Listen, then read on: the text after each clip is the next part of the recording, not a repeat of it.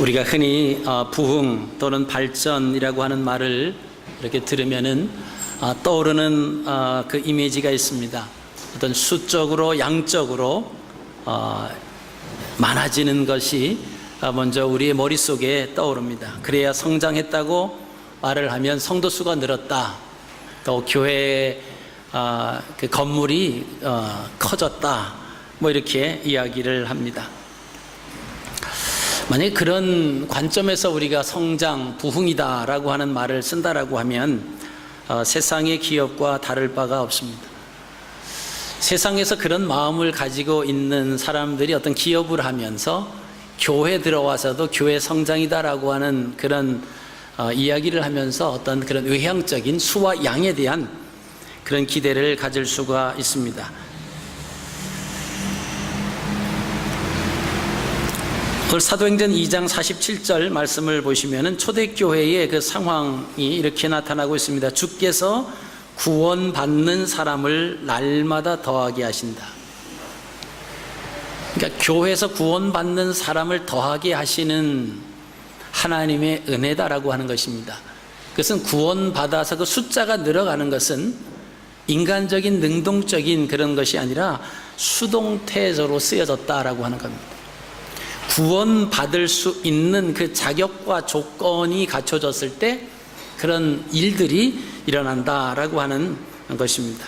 그러니까 구원되는 사람의 주체는 사람이 아니라 하나님이다라고 하는 것이죠. 우리 김춘환 집사님이 오늘 기도를 해주셨는데, 내 자신이 깨지고 내 자신이 변하고 내 자신이 말씀 안에 녹아져 내리는 것이 사실 그것이 교회 안에서 말하는 부흥이에요. 그것이 성장입니다. 내가 안 변하고 다른 사람이 변하기를 바란다라고 하면 그것은 교회 안에서 말하는 성장이 아니다라고 하는 것입니다. 다른 사람들 다 천국 가는데 내가 천국 못 가면 무슨 소용이 있겠습니까? 그러니까 내 자신이 하나님 말씀 안에서 바뀌어지는 것, 변화되는 것, 이것이 성경에서 말하는 부흥과 발전이다라고 하는 말씀입니다. 내 자신이 변하는 것보다 더 큰 부흥은 없는 줄로 압니다. 더 큰 발전도 없고 더 큰 성장도 없습니다. 내 자신 안에서 하나님 말씀이 녹아져 내리고 그 말씀 앞에 무릎을 꿇을 때 우리의 심령들이 변화되는 줄로 믿습니다. 말씀을 모르는 세상 사람들도 변화해야 된다고 하는 말을 많이 합니다. 근데 말씀을 아는 성도들의 삶이 변화되지 않는다라고 하면 사실 이해가 좀 안 되는 것입니다. 어린아이가 처음에 기어다니다가 1년간 젖을 먹으면서 일어나서 겨우 막 걷기를 시작을 합니다. 이것이 변화고 이것이 성장입니다. 어른들이 그 모습을 보면서 부모들이 박수를 치면서 기뻐하죠. 근데 사실 어른 입장에서 보면 걸어 다닌다라고 하는 것은 그렇게 대단한 것이 아닙니다. 그러나 어린아이의 입장에서 보면 이제 이 세상에 갓 태어나서 1년 동안 엄마 품에서 젖을 먹고 그렇게 자라서 이제 1년이 돼서 막 걷기를 시작하고 한 발짝 한 발짝 뛰기 시작할 때 부모는 기뻐하지. 그 아이의 입장에서 보면 이것이 발전이고 이것이 성장이다라고 하는 것입니다. 교회 안에도 사실은 동일한 것입니다. 처음에 예수 그리스도를 믿기로 작정을 하고 하나님 교회에 와서 이제 신앙생활 하는 사람이 1년이 지나고 2년이 지났을 때 이제 일어서고 한 발짝 한 발짝 옮길 수 있고 걷기 시작할 때 그것이 기쁨이죠. 근데 반대로 태어났는데 1년, 2년, 10년, 20년이 지났는데도 계속 일어나서 걷지 못하고 기어다니는 아이가 있다. 아마 생각만 해도 그 부모들의 근심거리요, 부모들의 고통이고 부모들의 아픔일 것입니다. 우리가 10년, 20년, 30년, 40년, 50년 하나님의 말씀을 먹었음에도 불구하고 아직도 걷지 못하고 아직도 기어다닌다라고 하면 하나님께서 보실 때 어떠할까라고 하는 것입니다. 걷지도 못하는 일어나 앉지도 못하는, 남을 의존하지 아니하면 어디를 옮길 수도 없는 그런 상황에 있다라고 하면 참 걱정거리가 될 수밖에 없습니다. 여러분, 한 시대의 주인공으로 쓰임을 받고 싶다라고 하면 우리는 변해야 됩니다. 내 자신이 변해야 되고 내 자신이 성장해야만 됩니다. 계속 들러리로 쓰임 받고 싶다라고 하면 변하지 않아도 될 것입니다. 우리가 성경에서 에서와 야곱을 보면 야곱은 주인공으로 쓰임 받습니다. 그러나 형 에서는 야곱의 들러리예요. 어느 분이 그런 말씀을 하시더라고요. 아이들이 학원에 이렇게 가는데 학원에 가면 한 20명, 30명 이렇게 공부를 가르치잖아요. 그럼 실질적으로 그 학원에 가서 혜택을 받는 사람들은, 그 아이들은 거기서 10%랍니다. 예를 들어서 20명 있다, 30명이 있다 그랬을 때 그 정말 혜택을 받을 수 있는 아이, 그 아이는 거기서 10%밖에 되지 않는다, 그런 이야기를 합니다.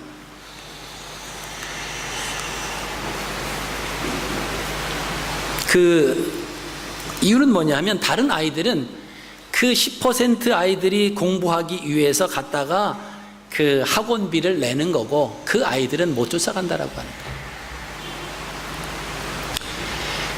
그럼 나머지 90%는 그 10%를 위해서 들러리다라고 하는 거예요. 자, 주인공이 되지 않으면 들러리가 됩니다. 자, 형 에서는 야곱의 들러리 역할을 하는 것을 우리가 보시게 됩니다. 에서는 변하지 않았고 야곱은 끊임없이 변하려고 몸부림쳤던 것을 우리가 보시게 됩니다. 여러분, 장자로 태어났기 때문에 주인공이 된다라고 하는 것은 맞지 않습니다. 교회에 나온 횟수가 10년, 20년, 30년 다른 사람보다 더 먼저 나왔다고 해서 주인공이 되지 않는다라고 하는 것입니다. 본인이 성장해야 되고 본인이 변해야 되고 본인이 말씀 앞에서 녹아지지 아니하면 하나님 앞에서 주인공으로 쓰일 수가 없다라고 하는 것입니다. 구약시대의 예배와 신약시대의 예배를 우리가 보시면, 구약시대에는 짐승을 잡아서 하나님 앞에 드리게 됩니다. 그때 흠이 없는 짐승이라야 됩니다. 흠이 있으면 하나님이 받으실 수 없는 것이고 하나님 앞에 드릴 수 없는 그런 제물이었습니다. 그러나 이제는 상황이 많이 달라졌습니다. 2000년 전에 어린 양 되신 예수 그리스도께서 우리를 위해서 십자가에 못 박혀 피 흘려 돌아가셨습니다. 그럼 신약시대에 이르러서 우리가 하나님 앞에 드리는 제사는 뭐냐라고 하는 것이죠. 로마서 12장 1절에 그 해답을 말씀하고 있습니다. 너희 몸을 하나님이 기뻐하시는 거룩한 산 제물로 드려라. 구약시대에는 흠이 없는 동물을 제물로 드렸습니다마는 로마서 12장 1절 말씀에 의하면은 이제는 우리의 몸을 하나님이 기뻐하시는 거룩한 산 제물로 드려야 된다라고 하는 것입니다. 이것이 우리가 드릴 영적 예배다, 이렇게 말씀을 합니다.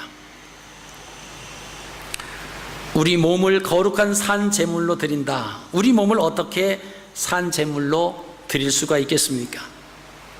이것은 성도들의 삶을 두고 말씀하시는 겁니다. 삶이 따르지 아니하면, 성도들의 삶이 구별되지 아니하면, 성도들의 삶이 성장되지 않은 그 모습이면 하나님 앞에서 흠이 있는 것이 된다라고 하는 것이다. 그럼 하나님 앞에 드려지는 그 제물은 흠이 있는 것은 하나님께 드릴 수가 없다라고 하는 것입니다. 형식만 갖출 수 있어요.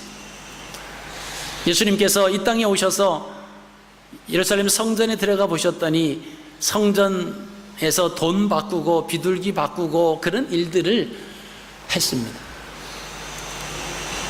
그런 일들의 원래적인 의미를 상실한 채 돈을 위해서, 이득을 위해서 그 일을 행하고 있는 것입니다. 성전에서 성전표만 있으면은 모든 동물들이 검열을 안 하고 무사 통과가 됩니다.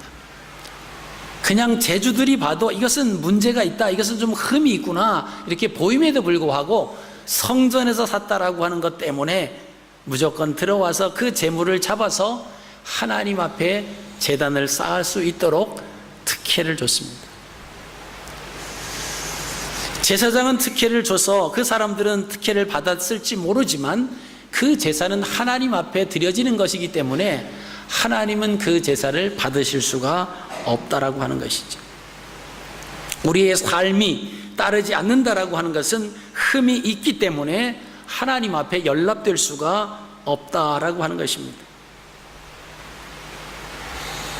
그러니까 은혜가 안 되고 헛수고다라고 하는 것입니다. 그러니까 기쁨이 없는 거예요.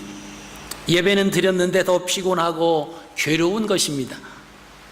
많은 사람들이 그렇게 고백을 합니다. 주일은 다른 날보다 더 피곤하다. 그 이유는 흠이 있는 제물로 하나님 앞에 예배를 드렸기 때문에 그렇습니다. 연락되지 아니한 예배를 드렸기 때문에 피곤하게 느껴지는 거예요. 왜요? 예배에 대한 기쁨이 없고 예배에 대한 감격이 없기 때문에 피곤할 수밖에 없다라고 하는 것입니다. 우리가 주일 예배만 와서 잘 드리면 된다 이렇게 생각하는 경우가 많이 있습니다. 그러나 하나님께서 원하시는 것은 우리의 공적인 예배와 우리의 생활적인 예배를 동일하게 보신다라고 하는 것이죠. 한 주간 동안 우리의 삶에 구별된 하나님 앞에 드려진 그런 삶으로 살았다라고 하면 주일날 교회에 와서 주님 저 왔습니다 이렇게 고백했을 때 오냐, 그래 참 한 주간 동안 고생 많았다, 이런 위로와 이런 하나님이 주시는 평안한 가운데 우리가 감격할 수밖에 없다라고 하는 것입니다.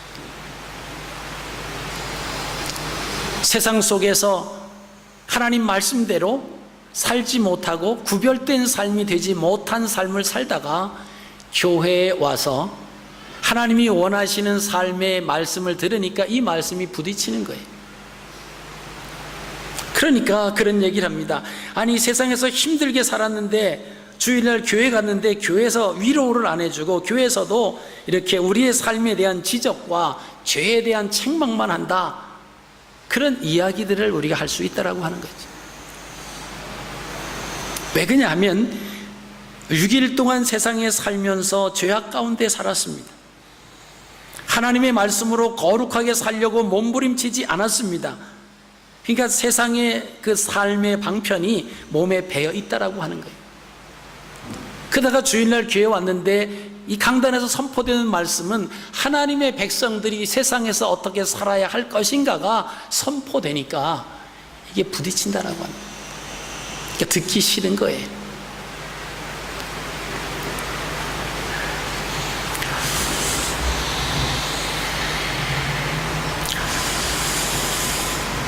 제가 주일학교 다닐 때만 해도 부흥회에 참석하면은 은혜를 받습니다. 그 은혜가 거의 한 몇 개월은 가요. 그래서 봄, 가을로 2번씩 이렇게 했습니다만은 요즘에는 이 은혜를 받으면 은혜가 뭐 한 주 가기도 힘들다라고 하는 것입니다. 여러분 그만큼 세상이 악하다라고 하는 거예요. 이 악한 세상에서 우리가 살아가려고 하니까 결코 쉽지는 않다라고 하는 말씀입니다. 마지막 시대에 살아가는 우리가 하나님이 기뻐하시는 거룩한 삶을 살기 위해서는 우리가 지난 시대에 살았던 사람들보다 더 많이 노력하고 더 많이 말씀을 가까이 하지 아니하면 우리는 공허한 가운데서 살아갈 수밖에 없습니다. 디모데후서 3장 2절 말씀에 의하면 마지막 때가 되면 여러 가지 현상들이 나타난다고 그랬습니다. 그 중에 하나가 거룩하지 아니한 삶의 모습이라고 소개하고 있습니다. 사람들은 하나님 사랑, 이웃 사랑하는 대신에 자기를 사랑하며 돈을 사랑하며 그 사랑의 대상이 자신이 유리하도록 바꾸며 살아간다 그랬습니다. 그래서 자긍하며 교만하며 회방하며 부모를 거역하며 거룩하지 아니한다. 이것이 마지막 때에 살아가는 사람들의 모습이다라고 하는 거예요. 여러분 이 모습이 교회 안에서보다는 세상에서 우리가 살아갈 때 찾기 쉽다라고 하는 것입니다. 하나님께서는 교회만 계시는 것이 아니죠. 교회에서 하나님을 섬기는 백성들이 함께 모여서 한 마음과 한 목소리로 하나님 앞에 영광을 돌리는 것이 공적인 예배라고 하면, 이제는 흩어져서 우리가 각자 하나님이 주신 그 터전에서 거기에서 우리의 생활 예배가 시작이 되는 겁니다. 하나님께서 우리의 삶을 보실 때는 우리의 생활적인 예배와 공적인 예배를 다 같이 모두어서 하나님 앞에 드릴 때, 이것이 하나님 앞에 진정한 산 제물의 예배가 된다라고 하는 것입니다. 우리는 하나님을 알기 위해서 성경을 공부합니다. 그리고 성경을 가까이 다가갑니다. 그러나 히브리 사람들은 어떻게 하면 하나님을 기쁘시게 할까라고 하는 생각을 가지고 성경을 가까이 한다라고 합니다. 이러한 이유 때문에 히브리 사람들은 성경 66권 가운데서 레위기를 가장 먼저 공부한다라고 하는 것입니다. 우리가 아시는 이 레위기는 하나님께 구원받은 백성이 이 땅에서 어떻게 살아가야 할 것인가를 알려주는 책이 레위기입니다. 그리고 하나님 앞에 어떻게 제단을 쌓아야 될 것인가, 그 방법과 그 방식과 그 모든 재물까지도 하나님이 다 자세하게 말씀해 주고 계신 것이 바로 레위기입니다. 우리는 창세기부터 성경을 좀 읽어가다가 창세기 출애굽기까지는 그래도 좀 이해가 되는데, 레위기에 들어서면 번제, 화제, 요제, 거제, 속죄제, 속건제, 화목제, 뭐 여러 가지 제사 종류가 나옵니다. 그리고 사람의 케이스에 따라서 이럴 때는 이 제사를 드리고 제사 드리는 방법 하다 보니까 머리만 복잡해지는 거예요. 그러니까 레위기 정도 가다가 스톱을 하거나 그 레위기서를 그냥 뛰어넘거나 그런다라고 하는 거예요. 왜? 우리는 하나님을 알기 위해서 성경을 공부해야 돼. 하나님이 어떤 분이신가를 알기 위해서 성경을 접근하고, 그러나 히브리 사람들은 하나님을 기쁘시게 하는 것이 뭐냐? 하나님을 기쁘시게 하기 위해서는 하나님 앞에 제사를 어떻게 드리는 것이 올바로 드리는 거냐? 그것을 통해서 하나님이 기뻐하시기 때문에 레위기를 먼저 공부한다라고 하는 것입니다. 레위기 11장 44절로 45절 말씀에 보면은 내가 거룩하니 너희도 거룩하라. 이 말씀은 사람은 하나님의 형상대로 지음받은 존재이기 때문에 하나님이 거룩하신 그 성품을 너희도 따라서 거룩해야 된다 그랬습니다. 근데 우리가 이 거룩이라고 하는 단어가 또 익숙하지 않습니다.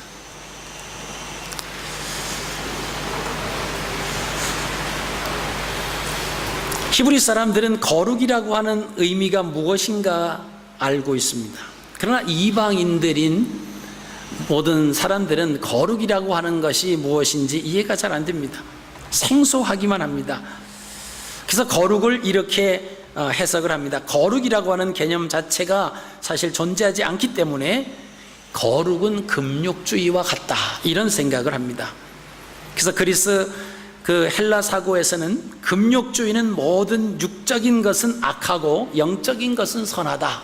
그래서 이원론적인 그런 영지주의가 나타나기를 시작을 했습니다. 여기서 말하는 선은 하나님과의 관계에서 이해되는 것이 아닙니다. 물질적인 세계와 즐거움으로부터 자신을 분리시키는 것, 이것이 거룩이다 그랬습니다. 그래서 중세시대까지 그리스도인들이 거룩한 삶을 산다라고 하면 이 사람들은 세상을 등지고 산속으로 들어갔습니다. 그래서 산속에 들어가서 수도원을 짓고 거기서 수도사 생활을 하는 겁니다. 그럼 그 사람은 청렴한 삶이요 거룩한 삶이다, 이렇게 불려졌습니다.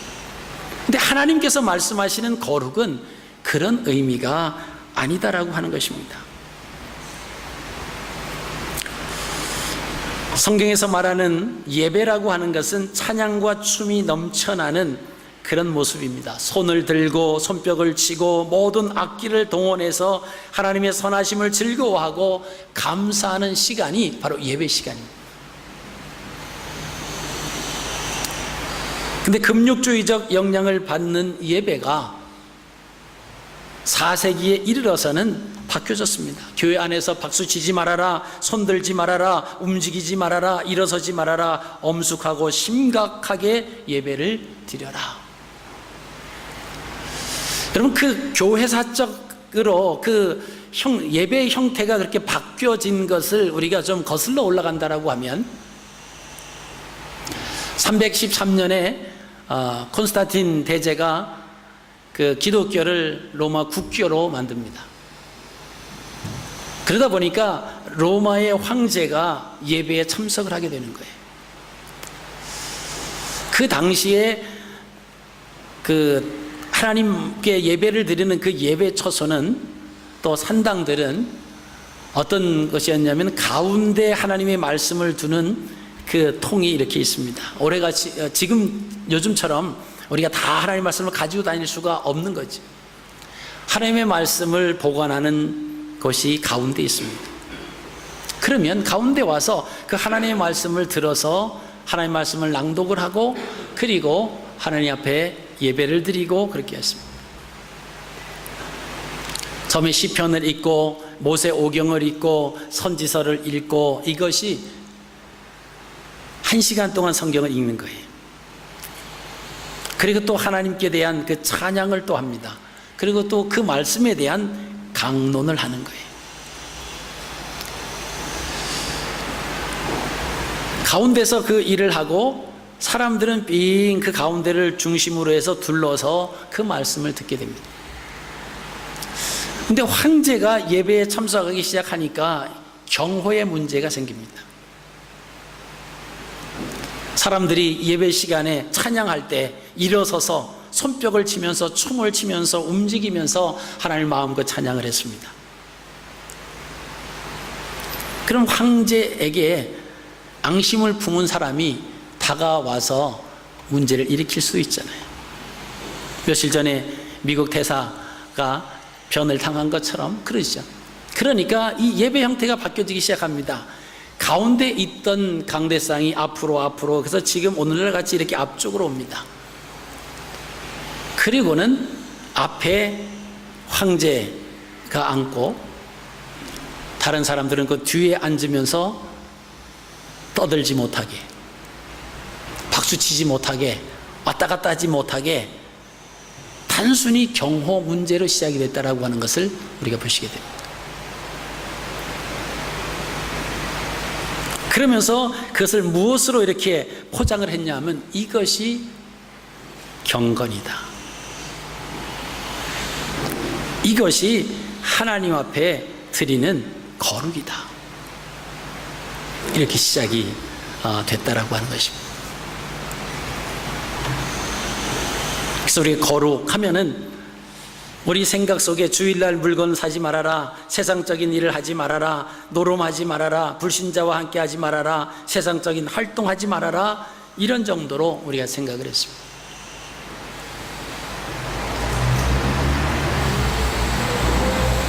제가 주일학교 교사를 할 때에도, 그때만 해도 제가 장로교회 이렇게 출석을 하고 있었는데 철저하게 주일날 돈 쓰면 안 되는 걸로 아주 그냥 큰일 납니다. 주일날 돈 쓰면 바로 그 보고가 목사님한테 보고가 되는 거예요. 그래서 아이들이 주일날 이렇게 아침 일찍이 나와서 예배를 드리고 또 오후 시간에 또 오후 예배, 어른들이 저녁 예배 드리기 전에 또 1시간 전에 또 와서 예배 드리고, 그러면 귀엽잖아요. 그래서 뭐라도 좀 사주고 싶고, 그런데 돈 쓰면 안 되는 거예요. 그래서 제가 이제 머리를 썼죠. 가게집 주인 아주머니한테 가서 제가 돈을 내일 갖다 드릴 테니까 오늘 물건을 외상으로 주십시오. 외상 장부를 하나 만들어 놨어요. 주일날은 가서 아이들에게 그것을 사주고, 돈 안 썼으니까. 그리고 월요일날 돈을 갖다 주고.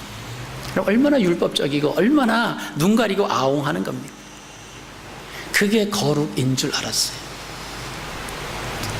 그리고 주일날 돈 안 썼기 때문에 이제는 거룩한 삶을 주일날 살았구나. 거룩이라고 하는 의미를 모르기 때문에 그런 일을 행했다라고 하는 것입니다. 세상 사람들과 다르게 사는 것, 도덕적으로 완전하게 사는 것, 그것이 사실 거룩이 아닙니다. 죄로부터 자유로워지는 것, 또 도덕적으로 선하게 사는 것, 그것도 거룩이 아닙니다. 여러분, 거룩의 반대는 평범함이에요. 자, 그렇다라고 하면 거룩이라고 하는 것은 평범한 것 중에서 구별되는 것입니다. 우리 믿음의 선배들은 이 거룩의 의미를 잘 이해하지 못해서 주일날 예배 이외에 그 무엇도 하지 않았습니다. 그러면 거룩한 삶을 살았다고 이해를 했습니다. 단지 그 주일날만 그렇게 살면 나머지 6일 동안은 나가서 마음대로 사는 거예요. 그리고는 와서 주일날 하나님 잘못했습니다 하면 모든 6일의 삶이 다 해결된다고 그렇게 생각을 했습니다. 회개했다라고 하는 것은 그 다음에 가서 똑같은 일을 하지 않는다라고 하는 전제하에 회개라고 하는 단어를 쓸 수 있습니다. 왜냐하면 가던 길을 180도 돌아서 오기 때문에 더 이상 그 가던 길을 갈 수가 없다라고 하는 것입니다. 그게 회개예요. 6일날 똑같은 일하고 7일날 교회 갔다가 그 다음 또 6일간은 또 똑같이 일하고 교회 와서 또 회개하고, 그건 회개가 아니다라고 하는 것입니다. 거룩이라고 하는 것은 평범한 가운데 구별되는 겁니다.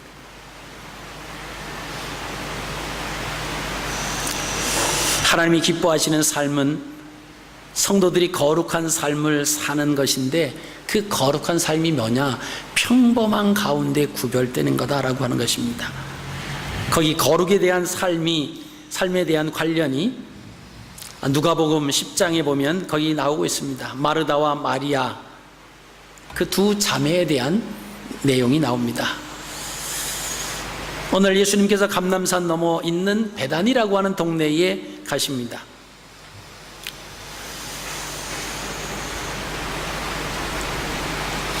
그곳에는 나사로라고 하는 집이 있었고, 그 예수님이 베다니에 자주 가실 때 이 나사로 친구의 집에서 자주 머무르시기도 하셨습니다. 자, 그날도 역시 마르다가 나와서 예수님을 영접을 합니다. 그리고 마르다는 마음이 바빠졌습니다. 왜? 예수님이 오셨으니까 예수님을 대접하기 위해서 분주하게 움직입니다.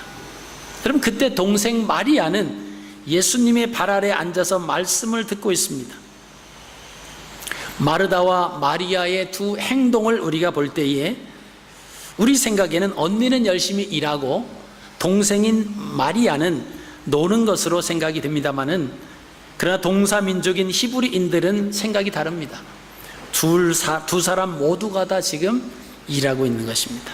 서로 하는 일이 다르다라고 생각을 합니다. 언니 마르다는 음식을 열심히 만들고 있습니다. 동생 마리아는 말씀을 열심히 듣고 있습니다. 자, 39절 말씀 보면은 듣더니라고 하는 단어가 쓰여집니다.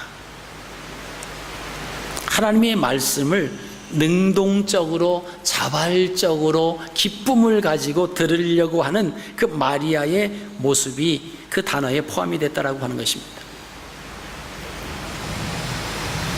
우리가 하나님의 말씀을 읽고 듣는 것이 능동적이고 자발적이 되지 않으면, 수동적이 되어버리면 그 말씀이 수면제가 돼요.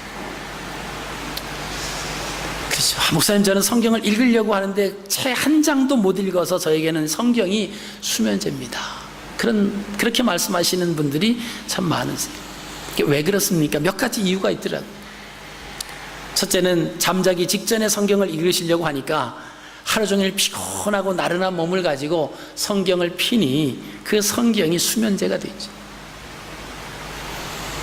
또 한 가지는 이 성경에 대해서 사모하는 마음이 없이 성경을 읽으려고 하니까 지루하고 잠이 올 수밖에 없다라고 하는 것입니다.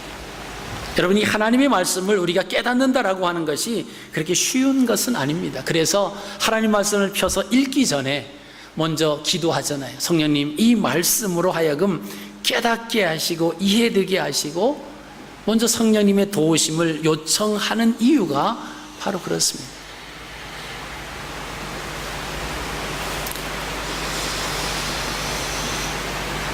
마리아는 열심히 말씀을 듣고 있습니다. 언니가 예수님의 도움을 요청합니다. 40절에 보면 주여 내 동생이 나 혼자 일하게 두는 것을 생각지 아니하시나이까 나를 도와주라 하소서.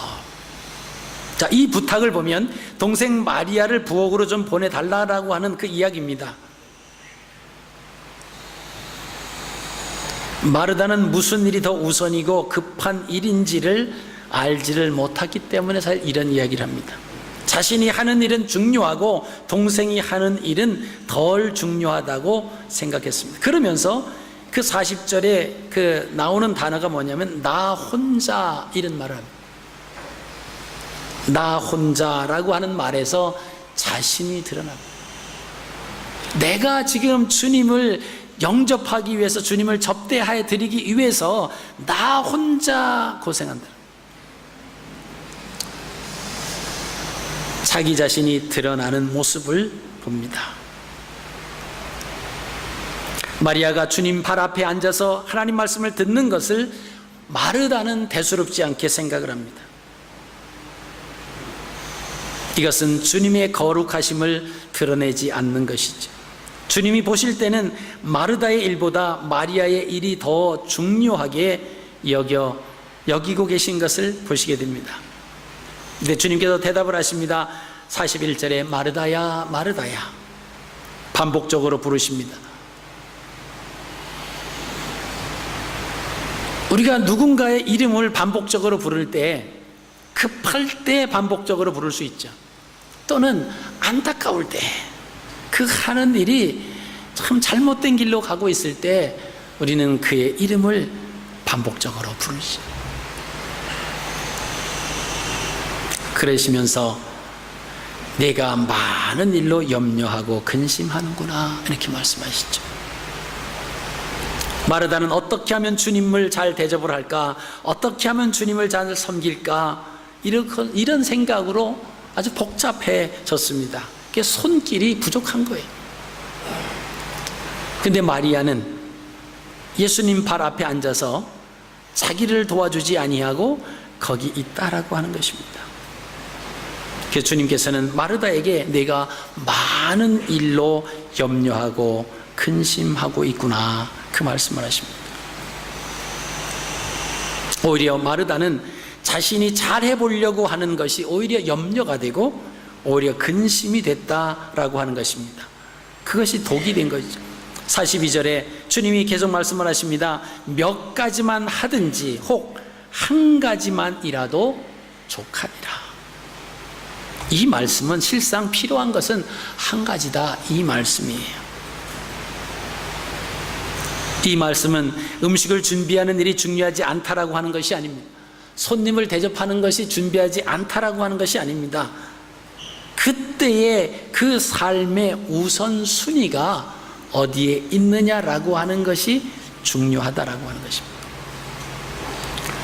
이때가 시기적으로 하면 예수님께서 십자가를 지시기 위해서 이제 예루살렘으로 올라가시고 계시는 그 시기입니다. 그러면 이 시기에 있어서 예수님의 말씀을 듣는다라고 하는 것은 그 무엇보다도 우선돼야 된다라고 하는 거예요. 이제 십자가를 지시고 돌아가시면 나사로의 집에 와서 묵으실 수도 없으시고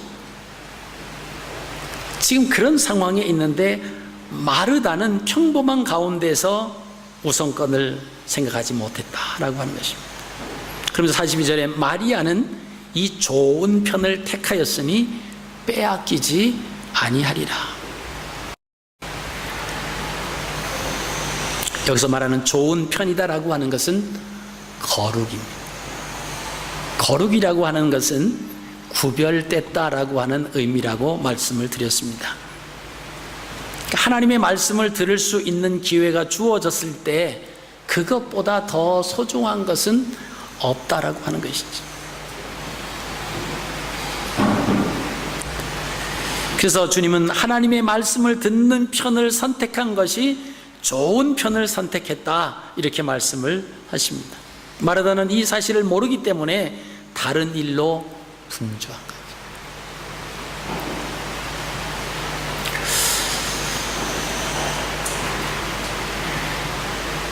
해마다 5월달 되면은 이제 대신방의 달로 정하고 신청하는 가정에 의해서 신방을 합니다. 그러면 음식을 준비하기 때문에 마음이 분주한 부분들을 많이 봐요. 예배가 마치자마자 막 보글보글 끓이는 그 찌개로 따뜻한 밥으로 이게 접대를 하려고 예배를 드리다 일어나서 가스레인지 불 켜고, 또 예배가 길어지면 가서 끄고, 또 식으면 또 켜고 막 이러시죠. 그 마음과 그 사랑은 충분히 공감을 합니다. 감사하게 생각을 하죠. 근데 예배 드릴 때 가서 말씀을 선포하는 것은 그 집 사람들이 들어야 되잖아요. 근데 어떨 때는요, 예배, 그 신방 예배 동참하시는, 같이 가시는 그 신방 대원들이 그 말씀을 들을 때가 있어요. 주인은 계속 부엌에 왔다 갔다 하니까 말씀의 흐름도 끊어지고, 또 말씀을 할 때도 이게 사람이 왔다 갔다 하면 또 이제 그 흐름도 끊고,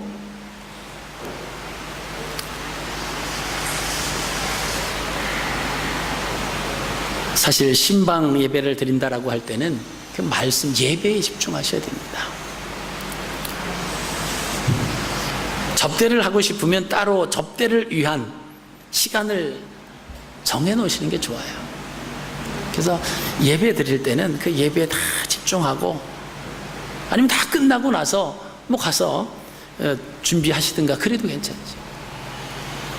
그래서 어떤 때는 다과만 준비하십시오, 뭐 과일만 준비하십시오, 물만 준비하십시오. 그래도 특히 사랑합니다 하는 표현으로 하시는 분들이 또 계시더라고요. 그래서 뭐 먹기는 감사히 먹습니다만은, 그러나 제 마음은 그게 아니에요. 이 가정에 그 날짜가 잡히면 그 가정을 위해서 기도하고 말씀을 준비하잖아요. 그걸 하나님께서 이 가정에 주시려고 하는 그 말씀을 전하기 위해서 그러고 갑니다. 근데 오히려 들어야 할 분은 듣지 않고 신방 대원들만 열심히 듣고 아멘 아멘 하니까 그 신방 대원들만 복 받더라. 오늘 마르다는 그런 모습입니다. 예수님 오셨는데 예수님 접대 잘 해드려야지, 이거가 제일 우선순위로 지금 놓고 있습니다. 근데 예수님은 마르다야, 한 가지만 해도 족하다. 그리고 마리아는 좋은 편을 택하였으니 결코 빼앗기지 아니할 것이다. 그럼 우리가 거룩한 삶을 살지 못하는 경우가 또 한 곳 나옵니다. 모세의 경우에서 우리가 보시게 됩니다. 모세는 40년 동안 지도자로 수고를 합니다. 그러나 약속의 땅에 들어가지를 못해요. 그 이유는 신광야에서 회중과 더불어 분쟁할 때 그와 아론이 하나님의 말씀을 거룩하게 여기지 아니했기 때문이라고 성경은 분명히 이야기하고 있습니다.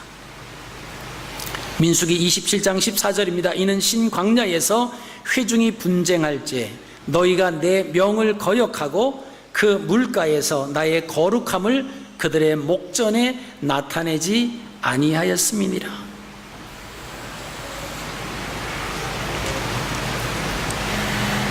하나님 모세와 아론에게 말로 명하여 물을 내라고 하셨습니다.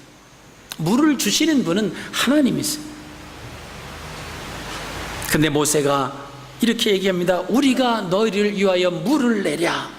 그러면서 지팡이로 반석을 칩니다. 이는 하나님의 말씀을 드러내지 못하고 자기 자신을 드러낸 행동이라고 성경은 지적하고 있습니다. 민수기 20장 12절에 여호와께서 모세와 아론에게 이르시되 너희가 나를 믿지 아니하고 이스라엘 자손의 목전에 나의 거룩함을 나타내지 아니한 고로 너희는 이 총회를 내가 그들에게 준 땅으로 인도하여 드리지 못하리라 하시니라. 그런 모세와 아론은 이스라엘 자손의 목전에서, 이스라엘 자손이 보는 앞에서 하나님의 거룩함을 나타내지 못했다라고 하는 것입니다. 그래서 심부름꾼으로서의 위치가 거기서 끝나는 거예요.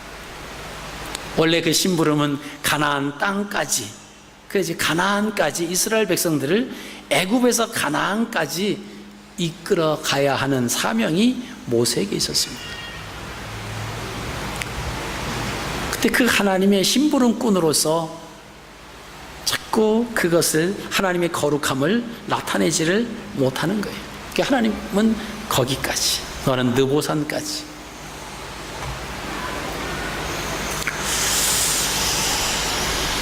마르다와 마리아의 경우를 통해서, 또 모세의 경우를 통해서 하나님이 기뻐하시는 삶이 어떤 것인가를 우리가 볼 수가 있습니다. 오늘 본문 말씀을 읽는 자와 듣는 자와 그 가운데 기록된 것을 지키는 자들이 복이 있다고 말씀하셨습니다. 때가 가까움이다, 이런 말씀이 있습니다. 여러분, 우리가 그래서 늘 하나님의 말씀을 가까이 하셔야 됩니다.